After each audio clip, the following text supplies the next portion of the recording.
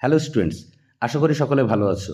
এক ঝলকে দেখে নাও ওয়েস্ট বেঙ্গল স্টেট ইউনিভার্সিটির বিএ পলিটিক্যাল সায়েন্স অনার্সের 6 সেমিস্টারের 13th পেপারের শর্ট কোশ্চেন অ্যান্সার। প্রথম প্রশ্নটি দেখো, কান্টের ধারণা অনুসারে জ্ঞানদীপ্তির আদর্শ কী? উত্তর হবে, কান্টের ধারণা অনুসারে জ্ঞানদীপ্তির আদর্শ হল মানুষের নিজের উপর আরোপিত অপরিণত দশা থেকে জেগে ওঠা। পরের প্রশ্নটি দেখো, জন স্টুয়ার্ট মিলের দুটি গ্রন্থের নাম লেখো। Number 1, on liberty. Number 2, principles of political economy. পরের প্রশ্ন, মার্ক্সীয় দ্বন্দ্বমূলক বস্তুবাদের দুটি নীতি উল্লেখ করো। নাম্বার 1, কোনো কিছুর পরিমাণগত পরিবর্তন আকর্ষণীয় পর্যায়ে পৌঁছানোর পরই তার মধ্যে গুণগত পরিবর্তন লক্ষ্য করা যাবে। 2, বিকাশের প্রতিটি স্তরে পূর্ববর্তী স্তরের মূল অবস্থার অস্বীকৃতি প্রকাশ পায়। পরের প্রশ্ন, মার্ক্সবাদ অনুযায়ী উৎপাদিকা শক্তি বলতে কী বোঝো? মার্ক্সবাদ অনুযায়ী সমাজের উৎপাদন চালু রাখার মূল শক্তিগুলিকে বলা হয় উৎপাদন শক্তি, যেমন শ্রমশক্তি, কাঁচামাল, প্রাকৃতিক শক্তি, যন্ত্রপাতি ও কলাকৌশল, উৎপাদন প্রক্রিয়া সংক্রান্ত দক্ষতা, সাধারণ জ্ঞান প্রভৃতি। পরের প্রশ্ন, মার্ক্স উৎপাদন সম্পর্ক বলতে কি বুঝিয়েছেন? মার্ক্সের মতে উৎপাদন প্রক্রিয়া চলাকালীন মানুষ একে অপরের সঙ্গে এমন সব সম্পর্কের বন্ধনে যুক্ত হয় যার মৌলিক ভিত্তিস্বরূপ কাজ করে সমাজের সম্পদ ও সম্পত্তি নিয়ন্ত্রণের কাঠামোটি। এই সব সম্পর্কগুলোকে মার্ক্স এক কথায় উৎপাদন সম্পর্ক বা সম্পত্তি সম্পর্ক বলেছেন। পরের প্রশ্নটি দেখো, মার্ক্সবাদে উপরিকাঠামো বলতে কি বোঝানো হয়? মার্ক্সীয় বস্তুবাদী পদ্ধতি অনুসারে প্রতিটি সমাজের উৎপাদন ব্যবস্থা হলো ভিত্তি, যার উপর গড়ে ওঠে উপরিকাঠামো, যেমন সকল রাষ্ট্রীয় সংগঠন, কলা, সাহিত্য, ধর্ম, দর্শন, রাজনীতি এবং বিভিন্ন ভাবাদর্শের বহুবিধ অভিব্যক্তির সমন্বিত রূপকে বলে উপরিকাঠামো। পরের প্রশ্ন, ঐতিহাসিক বস্তুবাদ বলতে কী বোঝো? দান্দিকতার সর্বজনীনতা এবং বস্তুময়তার প্রাথমিকতার ভিত্তিতে সমাজ ও সভ্যতার স্তরগুলিকে যখন ব্যাখ্যা করা হয় তখন যে তত্ত্বটি প্রকাশ পায় সেটাই হলো ঐতিহাসিক বস্তুবাদ।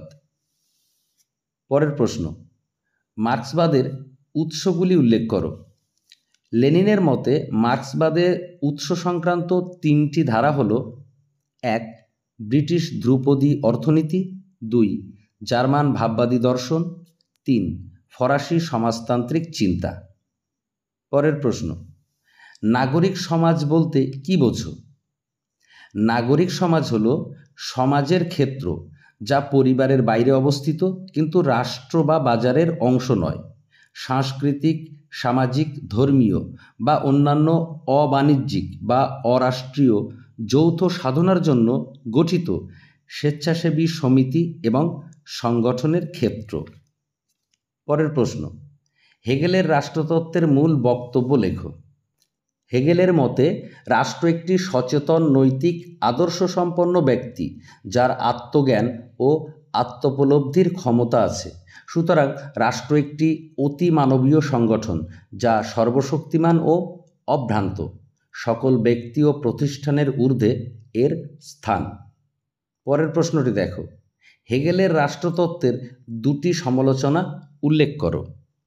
নাম্বার 1, হেগেল রাষ্ট্রকে এক আত্মোপলব্ধিকারী ব্যক্তি হিসাবে চিত্রিত করেছেন, কিন্তু জৈব মতবাদীদের মতে রাষ্ট্রের সাথে জীবদেহের তুলনা ভ্রান্ত।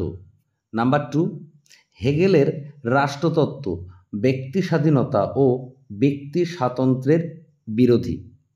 পরের প্রশ্ন, গ্রামসি আধিপত্যমূলক ব্যবস্থা বলতে কি বুঝিয়েছেন? সমাজের প্রাধান্যমূলক শ্রেণী নিজ শ্রেণীস্বার্থের ধারক ও বাহক হলেও এই স্বার্থকেই সমাজের সকলের স্বার্থরূপে প্রতিপন্ন করে। সাধারণ লোক সেটিকেই সরল বিশ্বাসে মেনে নেয়। একেই গ্রামসি আধিপত্যমূলক ব্যবস্থা বলেছেন। পরের প্রশ্ন, গ্রামসি বুদ্ধিজীবী কথাটি কী অর্থে ব্যবহার করেছেন? গ্রামসি বুদ্ধিজীবী কথাটি ব্যাপক অর্থে ব্যবহার করে বলেছেন, প্রতিটি ব্যক্তি বৃত্তিগত কাজের বাইরে কিছু বৌদ্ধিক কাজে লিপ্ত থাকে। সে হয় দার্শনিক, নয় শিল্পী বা সাহিত্যিক। বিশ্ব এবং মানুষের নৈতিক আচরণ সম্পর্কে এক বিশেষ দৃষ্টি নিয়ে সে সমাজকে নিজ চিন্তাধারা অনুসারে গড়ে তুলতে প্রয়াসী হয়। পরের প্রশ্ন, নারী শিক্ষার সমর্থনে মেরি ক্রাফটের একটি যুক্তি উল্লেখ করো। মেরি ক্রাফটের মতে মহিলাদের শিক্ষা গ্রহণ করা যৌক্তিক, কেননা তারা জাতির জন্য অপরিহার্য, কারণ তারা তাদের সন্তানদের লালন পালন করে এবং তাদের স্বামীর প্রতি সম্মানিত সহচর হিসাবে কাজ করতে পারে। পরের প্রশ্ন, বেটি ফ্রিডানের দুটি গ্রন্থের নাম লেখো। Number 1, the feminine mystique. Number 2, the problem that has no name. Number 3, the fountain of age. তো স্টুডেন্টস, এই হলো তোমাদের জন্য গুরুত্বপূর্ণ 15টি সংক্ষিপ্ত প্রশ্ন উত্তর। আশা করি তোমরা এখান থেকে কমন পেয়ে যাবে। সকলে ভালো থাকো, সুস্থ থাকো। ধন্যবাদ।